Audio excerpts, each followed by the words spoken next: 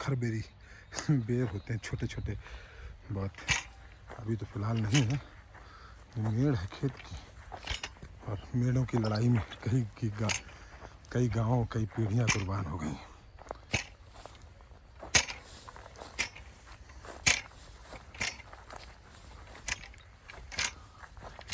डंडा इसलिए मार के चल रहा हूँ, कोई जीव जंतु इत्यादि होगा तो भाग जाए पहले से। ये खेत है और पूरे खेत में सरसों लगी हुई है। यहाँ से दूर जहाँ तक आप सरसों देख पा रहे हैं, यहाँ तक सब हमारे ही खेत है। बगल वाले खेती ये किसी दूसरे के खेत है ना। और चारों तरफ हरियाली हरियाली हरियाली है, चारों तरफ सरसों सरसों सरसों है। हम लोग वापस चलेंगे। देखिए झील है, झील से पानी आता है। पहले जो है नालियाँ बना करती थी, पत्थर की नालियाँ। जब सरकारी ट्यूबवेलों का सिस्टम आया तो नालियाँ बनती थी और नालियों से होकर पानी जाता था सभी, किसमें थोड़ा थोड़ा खुल जाता था, एक साइफन बनता था, उसमें से पानी राउट होता था। जैसे राउटर होते हैं ना वैसे। अभी मसला डिफरेंट है, हर आदमी की अपनी झील होती है और वो ट्यूबवेल से पानी लेकर के आता है और लगाता है। तो जैसे अब यहाँ क्या है कि पास सा एक देखिए सूरज कितना बढ़िया दृश्य दे रहा है। यहाँ से आप जैसे जैसे यहाँ से थोड़ी दूर जाएंगे तो यहाँ नेवेली लिग्नाइट का एक 4 से 5 किलोमीटर के अंदर नेवेली लिग्नाइट का एक प्लांट बना हुआ है। 2000 मेगावाट का है, थर्मल प्लांट है।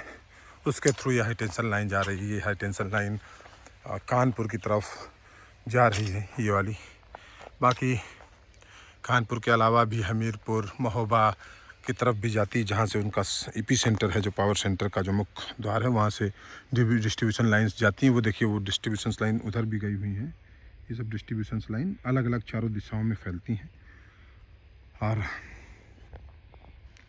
इनसे क्या है कि यहाँ अमूमन बड़ी शांति रहती थी। अभी जब से हाई टेंशन लाइन लगी तो एक फ्रिक्वेंसी की जो नॉइज़ होती है, डिफ़ॉल्ट नॉइज़, तो वो लगातार आती रहती है हर एक खेतों में। तो उसकी वजह से शांति भंग सी हुई है। ऐसा देखिए, ऐसे कैसे जैसा नहीं कहीं नदी चल रही है और नदी का पानी गिर रहा हो, उस तरह की लगातार वो आ रही है। और ये वाले भी हमारे खेत हैं जिसमें कुछ बुआ नहीं हुआ है। और इसकी बाउंड्री वाल थी, सब टूट गई, हम लोगों ने तोड़ दी, गिरा दी। इसमें तार लगवा करके लगवाए गए थे। आप जैसे देखेंगे ना, ये एक पिलर है उसका जो गिराया है लोगों ने। ट्रैक्टर जोतने वाले आते हैं, सब नुकसान करते रहते हैं। ये बाउंड्री को डिफ़ाइन करने के लिए था, ताकि एक तो जानवर ना घुस पाए। देखिए सब ये जाली टूट के गिर गई, इसको पुनः लगवाना पड़ेगा। और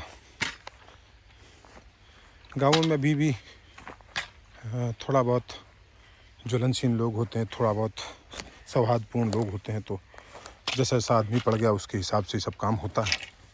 तो यहाँ पे देखिए गौरैया आज भी आती है यहाँ, चिड़ियाँ आज भी चहचहाती हैं यहाँ। सूरज जिसे गोधुली बेला कहते हैं वो आज भी होती है यहाँ। ये देखिए गोधुली बेला, देखिए आदमी को खतरा मान करके भाग गई। मानना भी चाहिए, क्योंकि लोग इसको बना खा डालते हैं। हमारे जैसे शरीफ लोग न हो तो बना खा डालते हैं। ये खेत दूसरों के हैं, बट शानदार लहलाती हुई फसलें। आगे गन्ना है, बीच में सरसों है, पपीते के खेत हैं आगे। इसी में लंबाई में बहुत बड़ा खेत है हमारा। तो अभी इसमें बुआई नहीं हो रखी, देखते हैं क्या लगवाएंगे। बट अपना मस्ती चल रही है इसमें। हम लोग आते हैं इसी बहाने, थोड़ा बहुत घूम घाम जाते हैं। तो देखिए सब लगवाया था ताकि जानवर इत्यादि ना आ सकें, लेकिन अब सब गिर गया ट्रैक्टर वगैरह से। तब इसको पुनर्गठन कराना पड़ेगा। यहाँ पर भी लगी हुई है। तो ये डंडा इसलिए ठोक रहा हूँ, कोई जानवर हो, जानवर मतलब ज़मीन पर देखने वाला जानवर। वैसे तो सरीसृप इस समय चले जाते हैं उसमें सुसुप्तावस्था में, बट फिर भी कई बार धूप निकलती है तो धूप लेने के लिए आ जाते हैं। तो वही चीज़ है कि यहाँ पर थोड़ा सा सावधान होकर करना पड़ता है। यहाँ पर फसलों में शायद किसी ने आग लगाई थी तो उसकी वजह से दिक्कत हो गई थी, काफ़ी दूर तक फैल गई थी वो आग। बट और ये देखिए पपीते के नए नए पेड़। एक पपीते का पेड़ है, उसमें थोड़ा बहुत पपीते लगे भी हुए हैं। बच्चा पपीता है वो, बड़ा पपीता नहीं, बच्चा पपीता है, अभी पैदा ही हुआ है। और ये देखिए बेरी है जो आग से झुलस गई है। बेरी, इसमें बेर भी है, देखिए इसमें बेर भी है, लेकिन ये आग से झुलस गई है।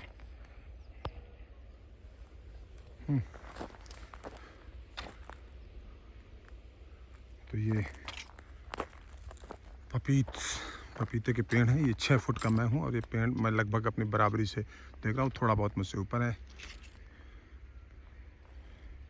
2 साल से पपीते लगे हुए थे, उनकी एक फसल उजड़ चुकी मतलब हम लोग उसको खा चुके हैं। अब दोबारा से उग रहे हैं, दोबारा लगाए गए हैं, तो उनमें कुछ फल तो आ रहे हैं। बीच बीच में सरसों भी है। इसमें बीच में कुछ इस तरह से काम करवाया गया था कि यहाँ से वहाँ बाउंड्रीज बनवाई गई थी ताकि पपीते की खेती हो सके। तो अभी नए पपीते के पेड़ लगे हमारे एक एक्सटेंडेड खेत में। एक्सटेंडेड खेत कहाँ है? देखिए, ये है एक्सटेंडेड खेत। ये एक्सटेंडेड खेत है। यहाँ की बाउंड्री भी गिर चुकी है, ट्रैक्टर ने गिरा डाली, सब लोगों ने गिरा डाली। बट एनीवेज बहुत ज़्यादा कुछ फ़र्क नहीं पड़ता, जानवर ना है। तो हमने जो रहने की जगह हमारे उसी को घेरवा लिया है तारों से, ताकि हम लोग सुरक्षित रहें, रात में कोई जानवर ना जाए। देखिए ये पपीते के पेड़ अभी ऑर्गेनाइज ढंग से लगे नहीं, अभी जुताई बुनाई चल रही है, इसमें लगेंगे। ये पपीते के पेड़ ये एक्सटेंडेड है, मतलब ये बड़ा सा चक है 10 बीघे का लगभग। और उसके बाद ये आधा बीघे का ये चक है, इसमें एक बेरी भी लगी हुई है। ये जहाँ पर केवल ज़मीन सी दिख रही है वो चक अपना है, वहाँ तक। बीच बीच में बेरियाँ तो यहाँ मान लो एक वो होती हैं एडिशनल पात की तरह। अब यहाँ पर देखिए छोटी सी झील से सिंचाई करते हम लोग, ये झील जा रही है वहाँ तक, इससे सिंचाई होती है। क्योंकि स्प्रिंकलर्स भी लगवाए थे लेकिन वो बहुत ज़्यादा सक्सेसफुल नहीं हो सके। स्प्रिंकलर्स भी आप देखो लगे हुए हैं बीच बीच में। स्प्रिंकलर नहीं है बट ये बीच में पानी आ रहा है, नहीं आ रहा।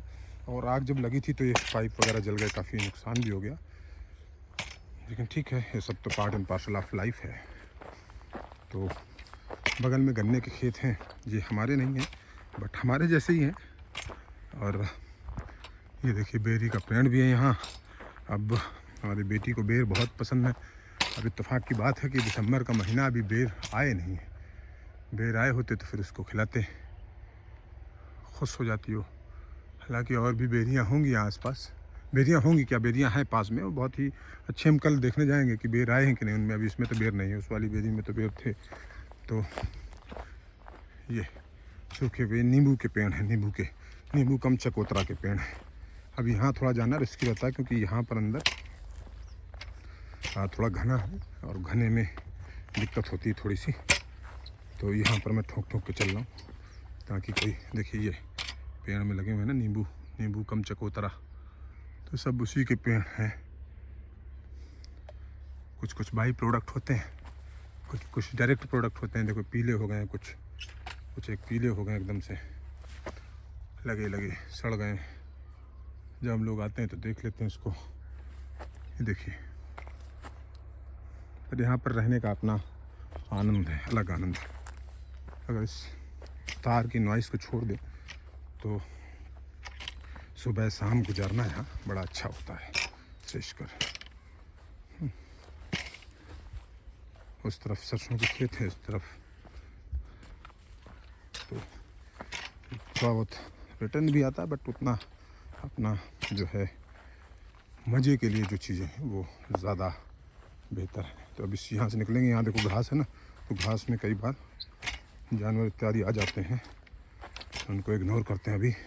बस आवाज़ दे चलना, भैया रास्ते से हट जा, भैया रास्ते से हट जा, नहीं तो खाओ लाठी।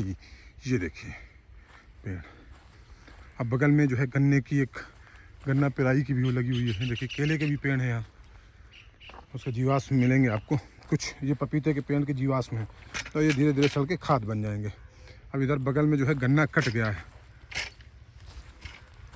ना, बगल में गन्ना था वो कट गया है। तो गोधली वेला में आपको ये देखिए शानदार सूरज कितना बढ़िया।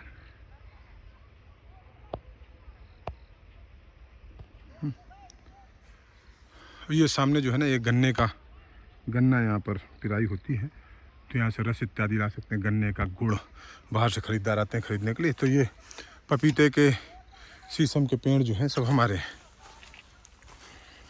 वैसे तो सबे भूमि नहीं किसी की मालिकी, सबे भूमि गोपाल की, पर कमोवेश फ़िलहाल हमारे स्वामित्व में। बीच बीच में देखिए स्प्रिंकलर्स लगे हुए हैं, इनसे सिंचाई होती थी। बट बहुत ज़्यादा सक्सेसफुल नहीं होते, कई तरह की तकनीकी लगानी पड़ती हैं, बट इवेंचुअली जो है